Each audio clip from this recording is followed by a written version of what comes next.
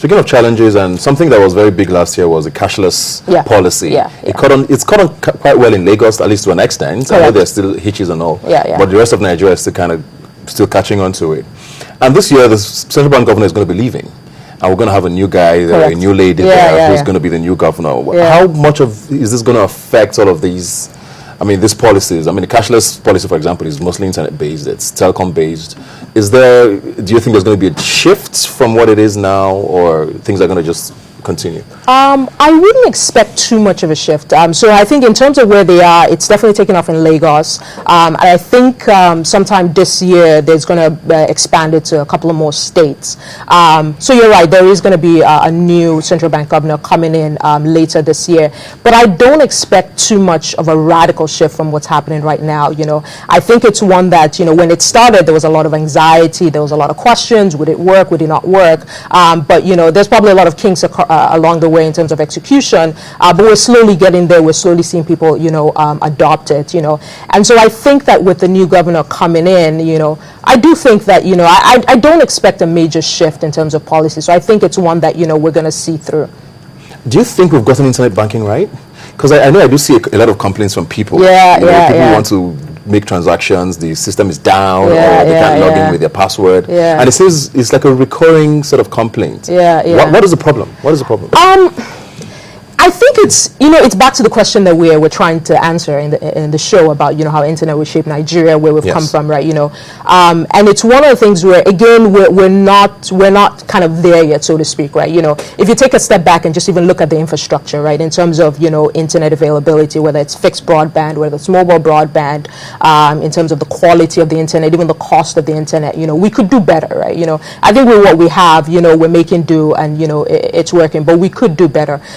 So in terms of online banking specifically, I think we've come a long way. In fact, in terms of just being made available, there's probably more people that need to come on, more functionality. But some of these issues that you point out in terms of availability and stuff like that, it probably just goes back to the idea of just infrastructure and needing to just get an infrastructure to a quality where it's more reliable and it's more consistent in its availability. How much of that are we going to expect this year? Do you think it's going to be? I think 1 year is probably too short a time. We should probably be looking at a horizon, maybe like 3 to 5 years, but hopefully all the different players are working towards it, so whether it's the telcos in terms of making the investments in, in the quality of the infrastructure, whether it's the application providers, tightening up the screws with the application. So I think it's kind of a progressive thing, so it might not, it's probably not something that would finish this year, but probably more just looking at it towards a horizon, 3 to 5 years, that kind of thing. Okay. Moving on now to let's talk e-commerce. Okay. Something that was very exciting last year, especially for the international media, and investors were very excited about the e-commerce market in Nigeria. With Jumia's, Konga, they were all over the place. Is it going to be sustained this year? Someone made a prediction that they were both going to merge at some point. Yes, they can't continue competing. Do you think? Well, I saw that. I don't know about them being able to merge, right? It'd be nice to have, some healthy competition.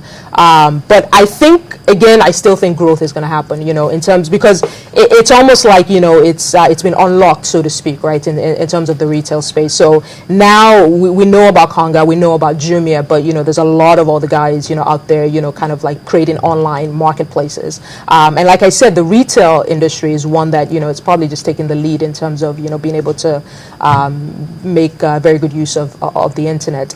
So yeah, I definitely expect to see a lot more. I mean, just a lot more in terms of even people being more comfortable with, buying something online. Exactly, doing their transactions online, because, there's a whole payment infrastructure as well. When it comes to payment, payment seems to be one of the biggest challenges that e-commerce people have. I don't know, how are we going to work that out?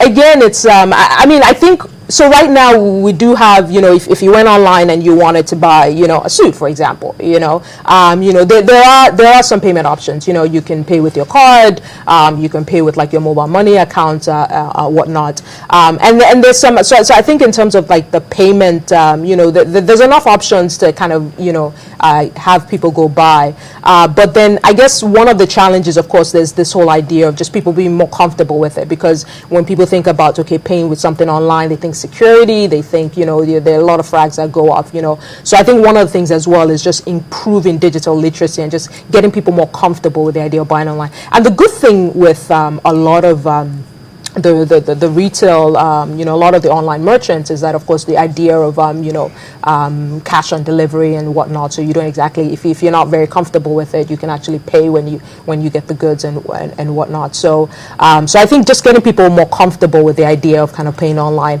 But in terms of actual payment infrastructure, you're right. There's more ways that we could go. But I think with some of these international card issuers coming on stream, we've come a long way. How much of a threat are these online companies to regular the ones we're used to? I know one of the companies from South Africa last year had to pack up and leave. After opening up shop and all of these grand openings. Are they going to be a serious threat now to like retail stores? So you're asking if like the online guys would be a you think? Because I mean, if you get to a point where I'm very comfortable sitting in my house and buying everything, do I really need to walk to a store anymore? No, you're right. And the analogy I use, right, when I think about that question, that is it really a threat? I think about like buying your groceries, right? So Nigeria, most of our shopping is still in open air markets. Like you go to the markets and you're haggling and buying your meats and your vegetables and whatnot. But you could also argue that a lot of supermarkets are coming up. Whether it's your park and shops or that's your Urbanos and whatnot, right? And so it's for me, it's kind of the same question. It's like, okay, is park and shop and ShopRite and Urbano going to kill Sura markets? Exactly.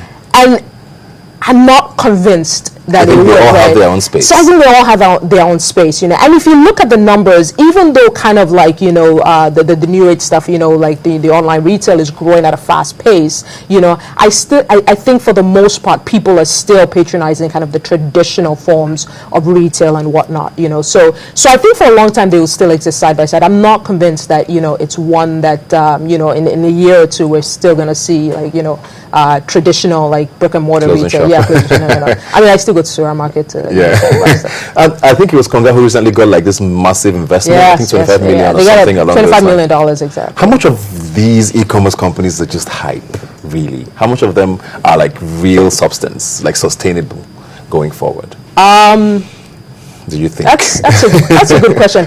I think the major ones, and even if we go beyond retail, I think the major ones are serious guys. I mean, I know the founders of like, Paga, for example. I've had, good discussions with like, the current CEOs of Jumia, and even some of the guys at Konga, I know some of them there, And when I think about these guys, these are like, very solid guys, these are not kind of fly by night kind of people, right?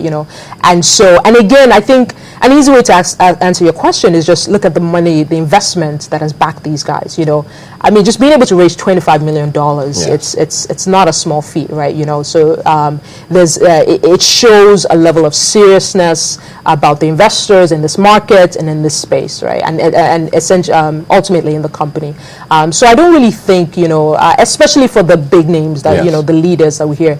Now, having said that, I mean, every day I hear about a new buy here online.com.ng and all that kind of stuff, right? There's probably going to be some guys that kind of drop off along the way, naturally. Right? Yeah, naturally, right. But at least for the leaders in the space, just because, I kind of know some of these guys personally, I know for sure that they'll be around for a while. Let's talk now to education. ASU was a big story last year, sadly. Yeah. 2014 has to be different now. A lot of e-learning sites are starting to come up. I know a friend who has one who's trying to work something around those lines. Is it going to be big this year, you think? I hope so. I hope so. I think when I look at 2013 and the strike for was 6-7 months, and it's funny, like, there's so much commentary about it, some people are joking about it, some people are, there's just a lot of commentary, and there was the back and forth and the negotiation, but at the end of the day, you think about that guy that's home for 6 months, and, graduation has been delayed, and there's frustrations and whatnot. And I think education, for example, education just in general, just the challenges that we've had, there's so much still to be done. It just feels like this whole idea of like strikes and the challenges, it feels like it was the same story like, 10 years ago, and, is that going to still be the same story? And so when we talk about the whole idea of kind of the internet, education, I think, is ripe, so to speak, for, to be able to come online. We've started to see some of that with, online training and whatnot, and I've heard about a couple of startups here and there that are really trying to, get into that space. So I definitely think that, I think it's a sector that's kind of ripe for because the internet at the end of the day, it's an enabler, it's just really unlocking all this productivity, and so whether it's education, whether it's agriculture, the internet can really be an enabler to unlock a lot of that value. What are you most excited about for 2014 and the internet generally? What am I most, oh wow, that's a good question. What am I most excited about? Well, I'm really excited for the retail guys. I'm really excited for the retail guys. I definitely, it's a story that I've kind of been following, and I think they've really got into an exciting part, so that's one thing that I'm excited about. Thank you very much for joining us. No problem. It's been fun having you. Hopefully we have some of the good things you said come true in 2014. Yes. When we come back, we have a lot more, of course, right here on Rubbing Minds. Please do stay with us.